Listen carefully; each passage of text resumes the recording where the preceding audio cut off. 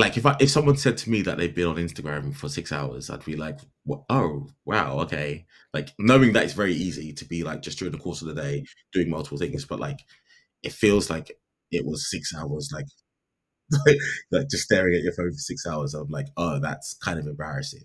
Hey folks, welcome to Mastering Product Discovery, where I speak with a new guest about a product that they bought that's completely transformed their lives. The goal of these interviews is to work out what their struggling moments were, what their real pain was in their life that caused them to pursue a different route.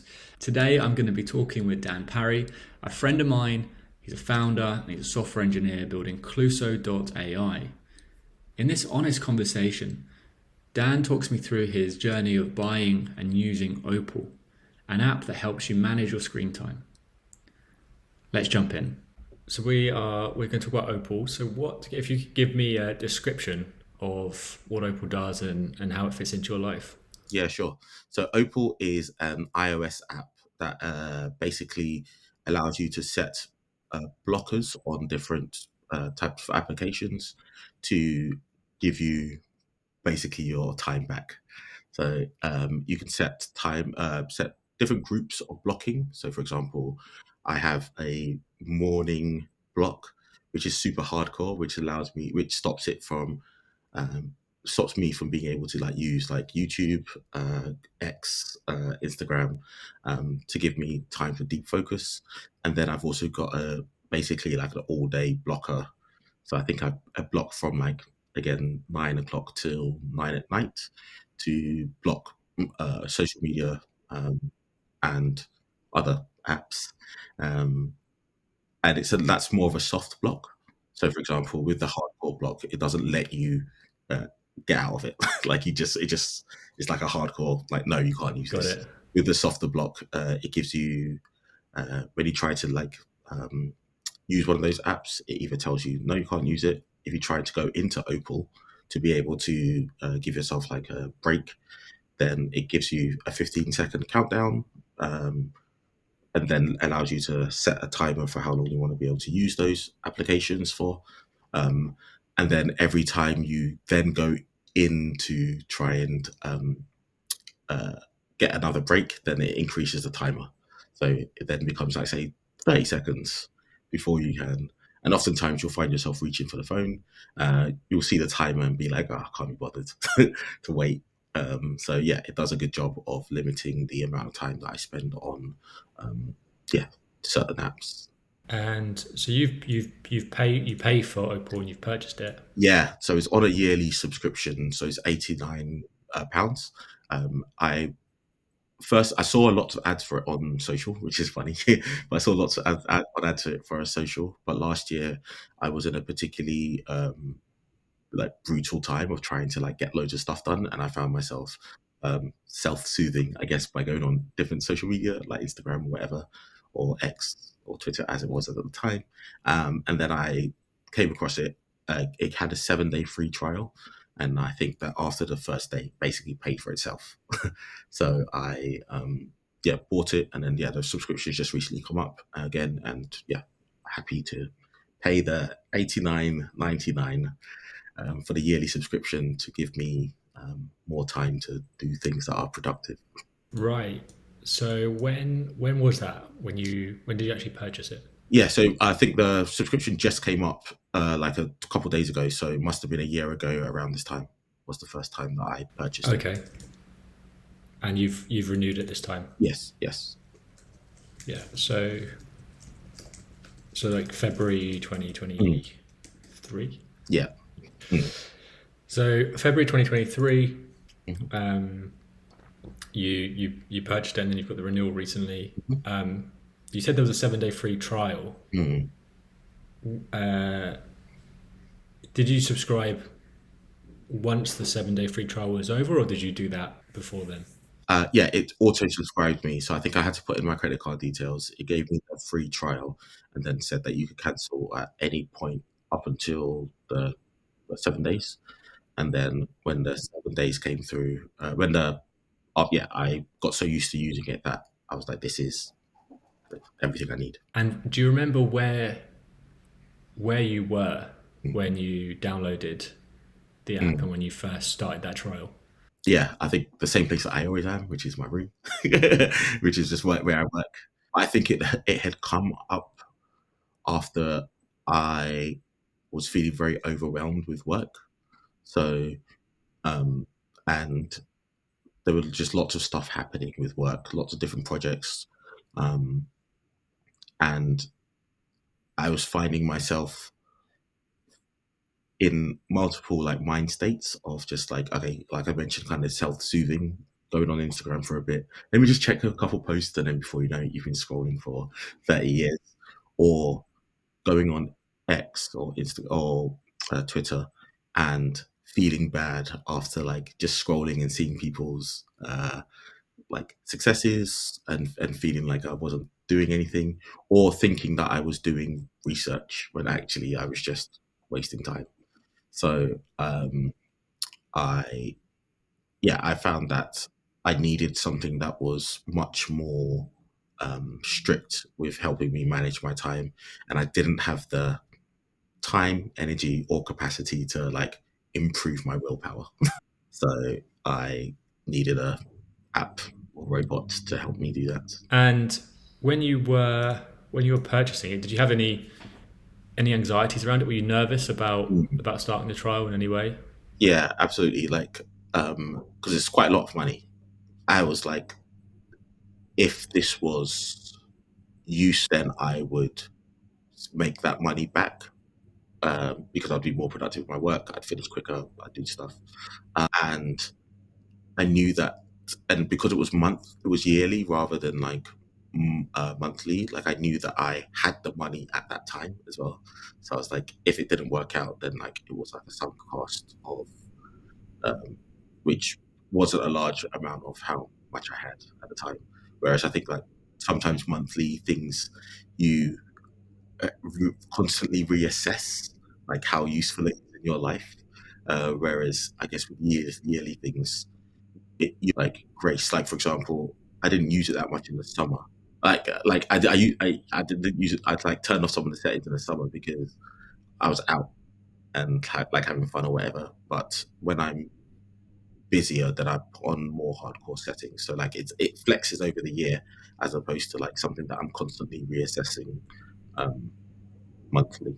So when you had those projects that were you felt overwhelmed with, Mm. what can you give me some specifics about what those projects were looking like for you?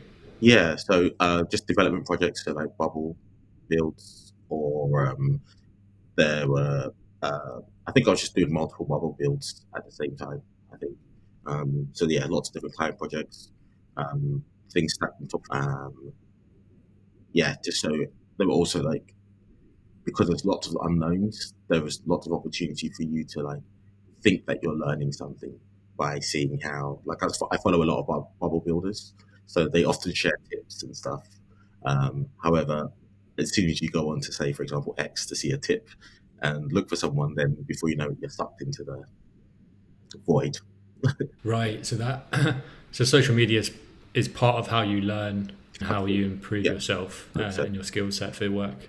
Yeah, predominantly. Like I mostly use YouTube, and less so X now because of this app, but mostly use YouTube to learn about things and see what other people are doing as well. Yeah, that's super interesting.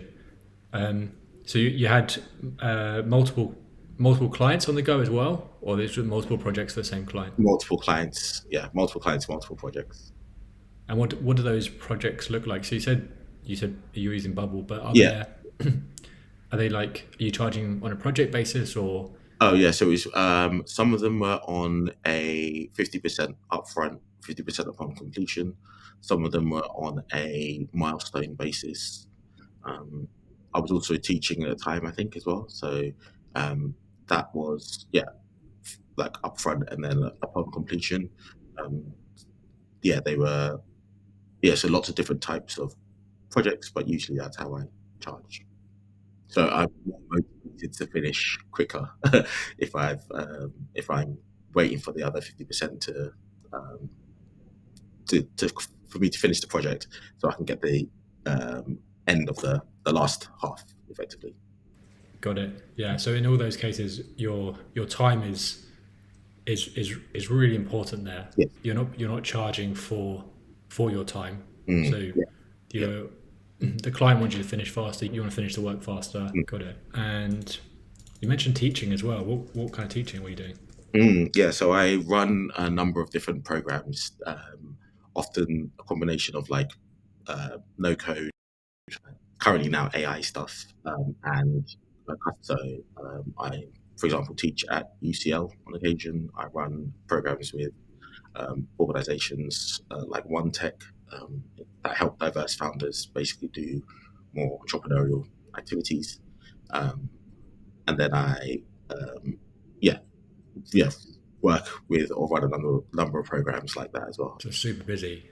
And what can you remember back to a year ago then when you first signed up for this? What was your time split between projects, um, client projects, the teaching that you were doing, and then sort of free time that you had?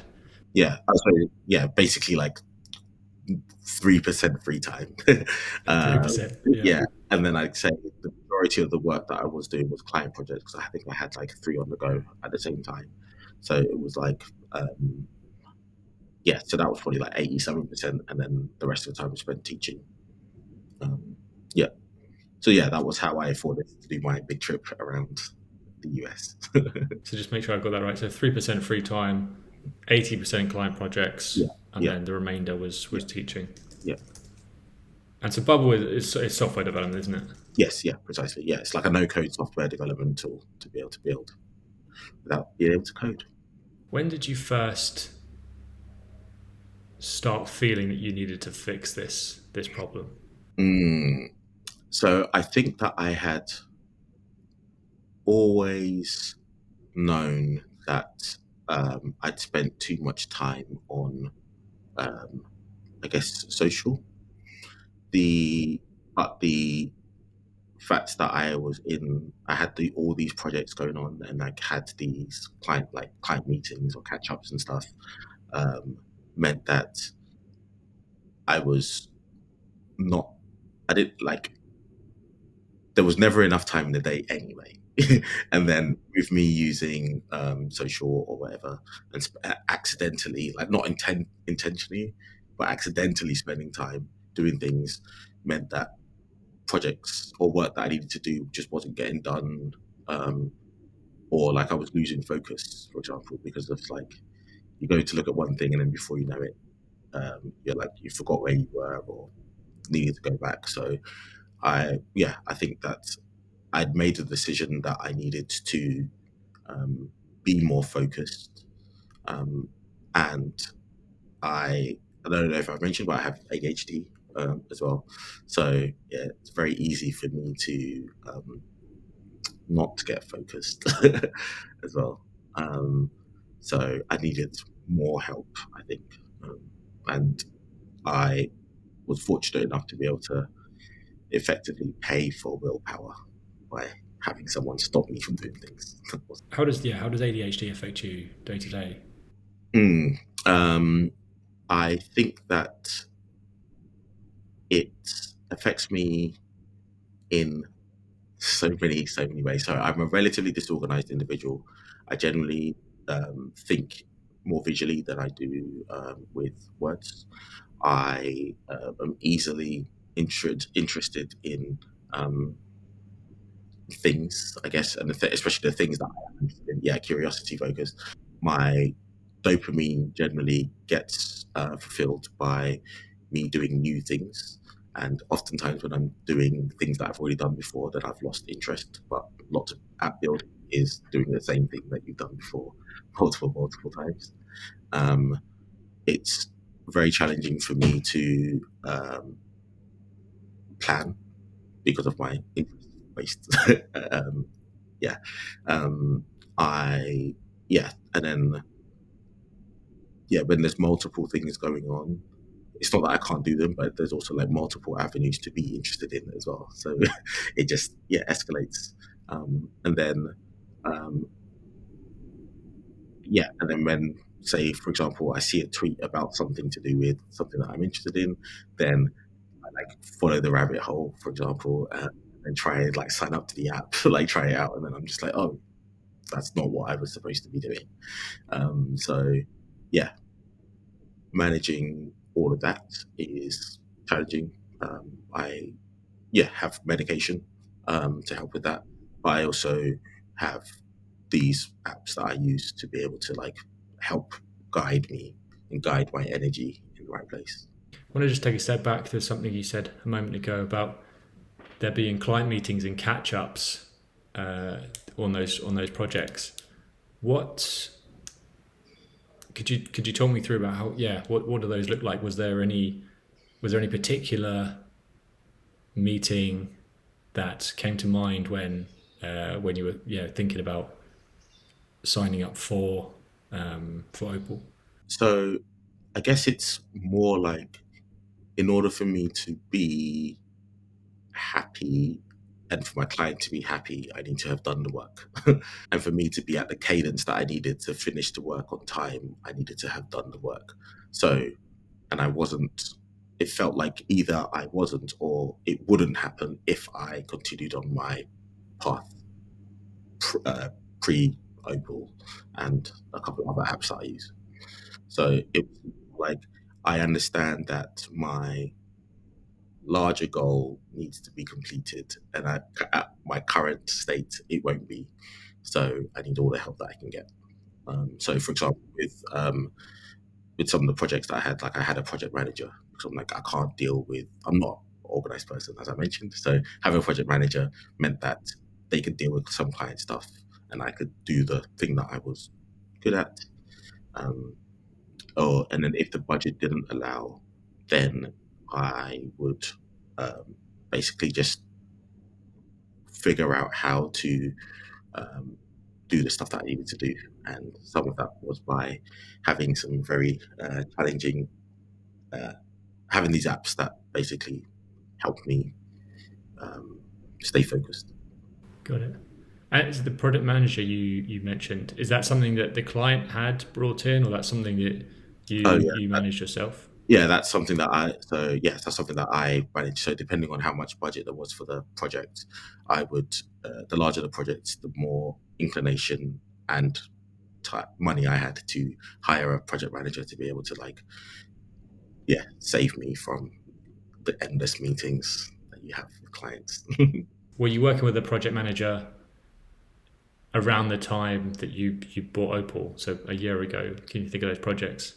So there was a project manager As well. Yeah, as well, yeah, but still it was still quite overwhelming. yeah. It's quite overwhelming, and then I think that I just knew myself as well that um, I needed to manage my energy and manage my um, like envy, like as I mentioned from like the Twitter stuff, like seeing people's MRR being like 49,000 there. Yeah, I was just like, and I'm just here building a login screen. Like it's not fun. So I know that I needed to manage how much time I spent on those things just so I could actually reach my goals. Can you tell me about how you came across Opal, and was there anything else you tried like it before? I think I already had the iOS feature that tells you like how much screen time you've had. So I already knew that, like, oh wow, like I'm spending a lot of time just on my phone. And then I use Instagram, and I think I was getting lots of ads for it. So there was Opal. There was also like another app that was trying to get me to pay called Use Motion. I think it's called um, it's like a AI uh, like productivity app that works with your calendar and stuff. And then I was also using another app. It's called Suka now, but it used to be called Centered. And I think I was using Centered before, um, but I think I think it must have been about 6 months of me seeing the app that um, Opal ads, and I was a bit reticent because it was like the upfront 89 quid, um, which think I didn't either I didn't have or didn't want to spend at the time. But I think after the I was bombarded with the ads, and I had obviously interacted with them, which meant that I probably got more and more of them, and then it hit that breaking point of like, yeah, I need something. So you think you first saw the ads 6 months? Yeah, I think so. Yeah, I saw it like countless times because I spent so much time on Instagram. How much time do you think that is? If you had to put a number to it, maybe you know from some of the apps you use. Oh, how much was I spending, or how much? Yeah, how much were you spending? Well, Yeah, both actually would be good to know. yeah. So I think that like I was probably spending hours a day with like probably on all the socials, maybe like six, Six seven. hours. Yeah, but that's like me doing it while I do some other things. Like, so it's not just wasn't just me staring at Instagram for 6 hours and like little breaks here and there, like maybe 15 minutes, 20 minutes here, and then it would just add up because I'm up all the time. Now it's yeah, my screen time overall is like um maybe like 6 hours like screen time a day, and like at most it will be like an hour of like Instagram, less so of X. Yeah, and that's most of it. And I think also because I've been using these apps, my um, trending habit has moved to YouTube. I wasn't really spending that much time on YouTube before, but because I blocked everything but YouTube, I would use YouTube as my place to go, and I follow a lot of like AI stuff and no code stuff on YouTube. So yeah, that's where I spend a lot of my energy. YouTube does. I've now had to put some limits on YouTube too because it's very addictive. Like everything is designed to be. But yeah, Yeah. Do you have? Is there a difference in how you feel about your time spent on YouTube versus Instagram? yes, 100%. Like I feel like I very rarely learn anything on Instagram. Um, I feel like on X or Twitter, I did learn things, but they were like bite-sized things that I like either it was news, so or which was useful, or it was tips on how to build stuff, which is also useful. But because it was in amongst the feed of all of the other stuff that I would see, it would be like stressful. And then YouTube feels a bit more intentional about like these are the things, these are the channels that I've subscribed to. Um, these are the yeah. So yeah, it just felt a little bit more intentional. Even like I'm intentionally choosing to not learn. For example, like I follow like video game accounts 'cause I'm into video games. So like sometimes I'll go on just to watch those, but like I know that I'm doing that. Whereas with Instagram or X, you're like, let's just roll the dice and just see what happens today, which isn't intentional with my actions or needs. And so if I should recap that, so IG feels like there's nothing you're getting no real benefit from. There are bite-sized learnings on Twitter, but you're amongst this stressful feed, and then YouTube it feels more educational. Mm, But there's this intentional component to it as well, where yeah, you're kind of opting in to who you're following, yeah, and you can almost choose not to. yeah, precisely. And because everything's long form, like if I see a long video about something that even if I am interested in it, I'm like, oh, that's a 60-minute or that's a 20-minute video um, on the PlayStation, for example, or on a particular game. Then I'm like, okay, well, I know I don't have that time. Whereas like you could go onto Twitter to be like, oh, let me just see what's happening, and then before you know it, you've seen loads, some of which may not be that positive for your mindset because you're in and amongst the random conversations that are happening. Right, right. So what I pick up there is there's when you click on a video, you know how long it's going to be, so Yeah, yeah, you can kind of either well you know what the investment's going to be yeah, basically. precisely. Yeah, yeah, and like also because like the content is bigger, like you see less of it. So, like for example, if I go into my YouTube page, I might see like 16 videos and most of them might be like a mix to listen to while I work, or like someone who's just shared something. Whereas if you go on Twitter, like a scroll and you've already seen like 40 different things, which then some of them could be really useful. So then you go down, okay, what's the rest of this thread? And then what are the comments saying? And then like before you know it, you've just spent less time intentionally.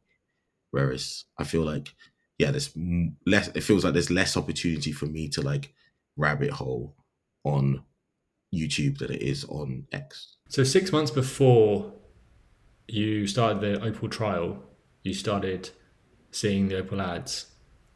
Why did it take 6 months before you tried it out? What was holding you back? So I think that I wasn't as busy then. Like I think my busyness only really ramped up like in the like time just before Christmas. Um and then January was horrific, and then February was when I was like, shit, I need to do something. Um and then I yeah, so I think that I was just minding my business, thinking that okay, let me just like for example, I did try the Instagram, no, the iOS blockers that you have, and like Instagram also has like let me know when you have like when you spent like 10 minutes. So I put it to the lowest setting, but it just doesn't. They really stop me, and after a while, it stopped making me feel bad as well, like because it's so instantaneous. Whereas like whenever I take a break with Opal, because there's like a 30-second countdown, there's enough time for me to be like, okay, like, is this actually what I want to do?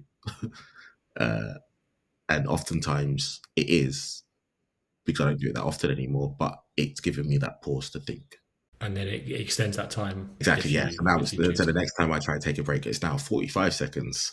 It's like, do you really want to do this? And like, so most of the time, yeah, are you really sure? And as the counter's going down, I'm just like, and with my ADHD, it's like, there's nothing for me to do, and I can't wait. So then I either get out of it and just do something else, or I wait, and then the longer I've never waited more than a minute, I think, to use Instagram because I never need to use it that much.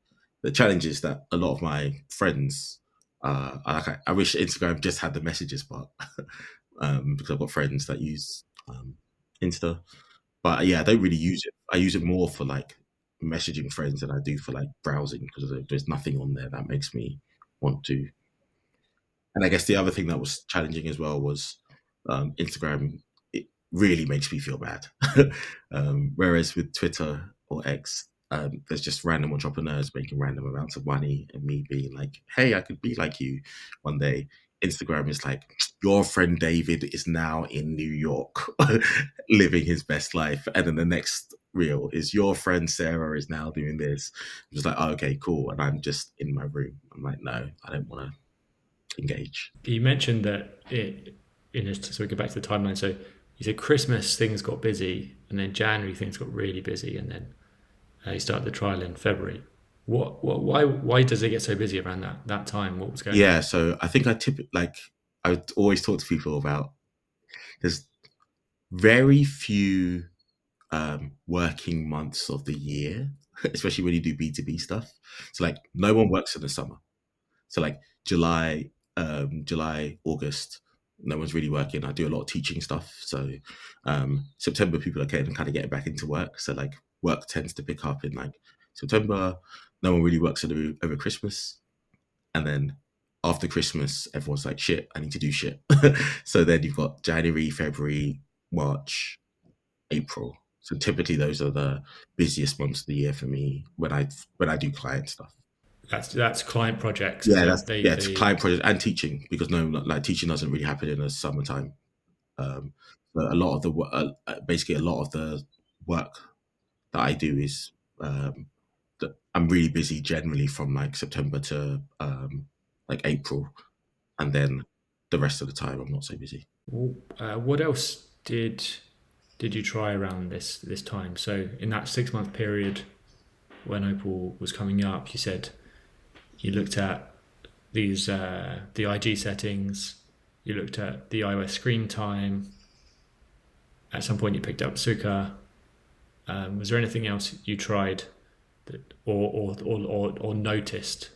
Maybe you didn't try. Yeah, the notifications that I was getting from, because I think they iOS notifications of like screen time is quite new. Like it hasn't happened, it hasn't been out that long. So I think that's one of the things that triggered me. Like it was like, you spent 12 hours on your phone today, and I'm like, I don't remember like 11 of those. It's like, okay, cool. um, and then the yeah, I think I tried. Yeah, those are the things I really tried. Just like that native settings on um, my Mac or phone, and then yeah, some of these apps, and the ones that stuck around were Opal. Anything else? Any others that you I think I tried like time tracking apps, but like eye tracking? time tracking, but they all failed miserably because I Do you remember any names? um no, you can tell that's how much I cared about them. Like I no. So I think that they failed because um just the way that my brain works. Like I don't really track time, and things that even automated tracking the time meant that like I need to set things up and check. Like I'm just like, it just wasn't. It just didn't vibe with me at all. Just like, um, and I'm not really. I think like if something is tracking my time like without me noticing it and telling me, that's fine. But like if I'm having to do things, if I'm having to track when like it's the last thing on my mind to choose to actively track stuff. Like I'm more about just getting stuff done. So these are apps that help you track your own time, apps that help Yeah. you log where you're spending your Yeah. time. So like oftentimes like I think one of my friends is a she's very mindful of the amount of time that she spends on client work. Because I think she bills by the hour, for example. But because I'm a on a completion type of guy, for specifically for client stuff, that it doesn't matter how much time I spend on things. Like roughly, as long as I am approximating what I think I'll spend, and I've said I'm not losing money. But because I've already like we've already done the contract for amount how much the project's going to cost, then it doesn't matter if I am over it or under it. Whereas if you're more on an hourly rate, then I think there are a number of tools that allow people to be able to like track how many hours they're spending on pieces of work or within particular apps. And outside of it being just a random point of interest, like for example, um, there was like a Spotify type thing for Bubble, which was told you how many hours that you spent in it. And I'm like, that's cool, but like that's not materially gonna affect the quality of my work or how much time I spend in it because many of those things are out of my control. So that recorded your time in Spotify. Is that right? Yeah, so Bubble sent a Spotify wrapped type email at the end of the year that said, I have spent, I can't remember what the number was. I'd spent like hours and hours in Bubble. Um, but there are other apps that you can track what websites you go onto and then tell you how many hours that you spend in there. And there are other apps that you say, hey, I'm clocking into this project. And then you do the work and then you clock out. I think um, the way that my brain works is that like I'm constantly jumping between things. So like yeah, it doesn't yeah, those apps, those time tracking apps, I think I tried them for like half a day and I was like, I'm over it. Like I just need to get the work done. Got it. I want to jump back to this the project manager piece as well. Um, so that was it's you said it was there to help you be organized and help you focus or help you not deal with Yeah. the endless Yeah. meetings that you were jumping Mm. in. Um, was there anything else you've tried to help you be organized? Um, yeah, so Coda. So I use Coda to create my like to-do list and tasks list. And yeah, I had that running for a while and it worked pretty well um, because uh,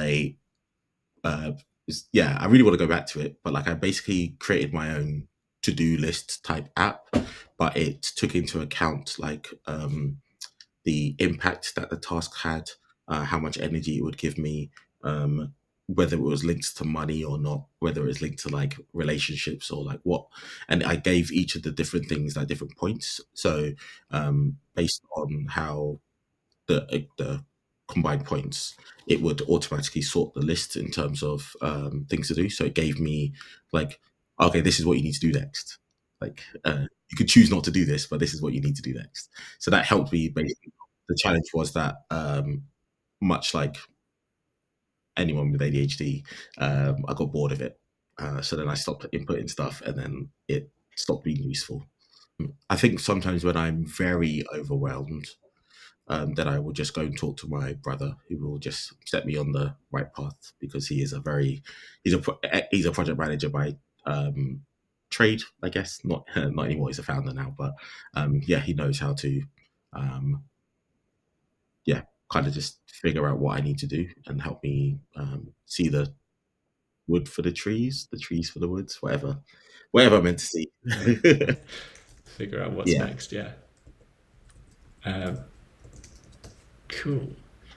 And so you've been using Opal for a year now. Mhm.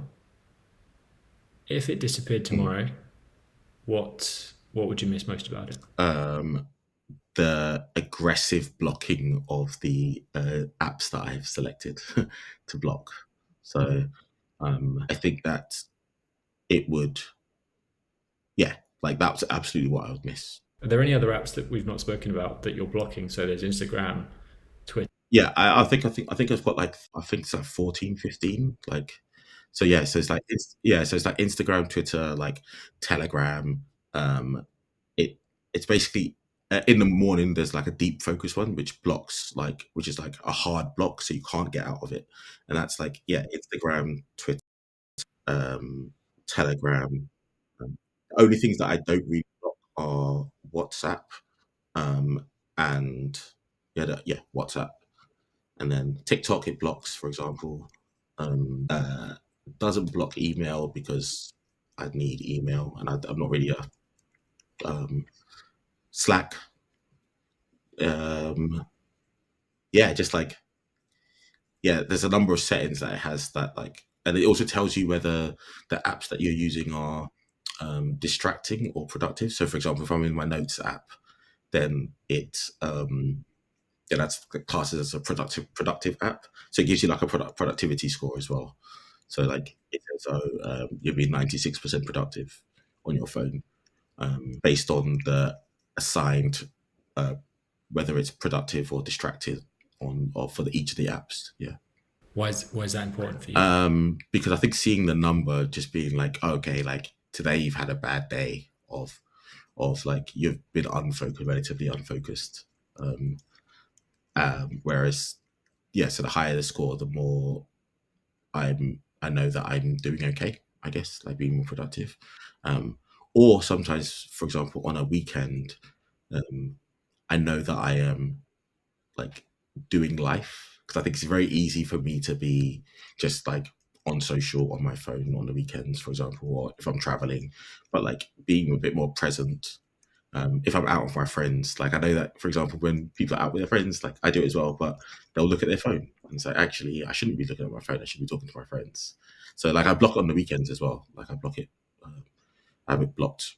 I have the settings pretty much on all the time. So you'd most miss the aggressive blocking on social Yeah. media and the productivity score. Anything else? It's a very simple app. I said like it doesn't.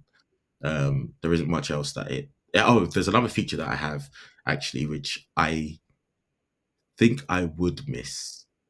Um, so recently, it gives you the option to invite friends to the app. So it lets you give trials to people. So I've been raving about it because I rave about it all the time to everyone who will listen. I gave a trial to a friend, and she texted me one day and said, "Hey, I'm going to start using this app now because I spent an hour looking at rugs on like Instagram, for example." So she was like, used it, and then what it started doing was doing like a wrap up at the end of the day, which said, "Oh, let's see which one of your friends is like more productive." And I think that you can see, I was like, oh, rah, she can see how distracted I've been all day.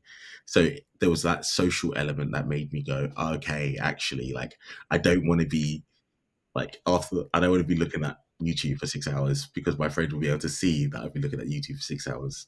Um, so I think that that's that, but that's only a recent new thing because I've only one of my friends has been able to, who decided to take the plunge of using the app. Yeah. Sure. Why does that? I mean, does that worry you if a friend saw you being distracted and not productive in a day? I think it did. I think there's like that social pressure of um like if someone said to me that they've been on Instagram for 6 hours, I'd be like, what? Oh wow, okay. Like knowing that it's very easy to be like just during the course of the day doing multiple things, but like it feels like it was 6 hours, like like just staring at your phone for 6 hours. I'm like, oh, that's kind of embarrassing. So there was a level of like social pressure, which made me go, okay, actually, I don't want to look like I'm lazy or um or like show that I'm depressed, for example, or like show that I'm having a lazy day.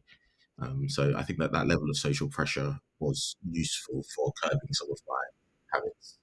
That's a relatively new thing because none. I've been raving about it for a year, like since I've got it, and only she's the only person who's ever signed up to it. And if you could wave a magic wand and improve three things about the Hmm. app, what would they be? So it crashes a bit. Um, However, that's fine for me because actually, like, it means that I can't unblock the apps. so, so I'm not actually that mad about it crashing. Um, I think that I would like to know surface some of the other some of the other things that it's recording. So, for example, like the number of pickups, it shows you the number of pickups. I'd love like for it to show me how many times I've picked up my phone because once I hit a certain, I'm like, if I hit, I think one time I saw like 112. I'm like, I think that's bad. I don't know. If I'd got to like 60 at some point in the day, I might be like, okay, actually, like that's pretty. Like I should probably like not use my phone. Also, it shows you the pickups. Yeah, exactly. Yeah. So like when you go into the app, it says like, oh, picked up like 30 times or picked up 40 times. But it doesn't, I'd love to see it on my home screen just so that when I open my app, it says, it's like, this is going to be your 41st pickup of the phone. It's almost like another layer of me not wanting to use my app for things that I don't mean to use it for. Um, and then yeah, I would love for me to be able to. I would love for them to be able to figure out how they can get more of my friends to use the app so that I can have this social feature of me being able to say I've only used my app for 1 hour today, my phone for 1 hour today. What are you guys doing? Yeah, nice. I like that a lot. Um, awesome. This has been a really great chat, Dan. You're welcome. You've given us lots and lots of insights into your relationship with Opal. So thanks very much for No that. worries.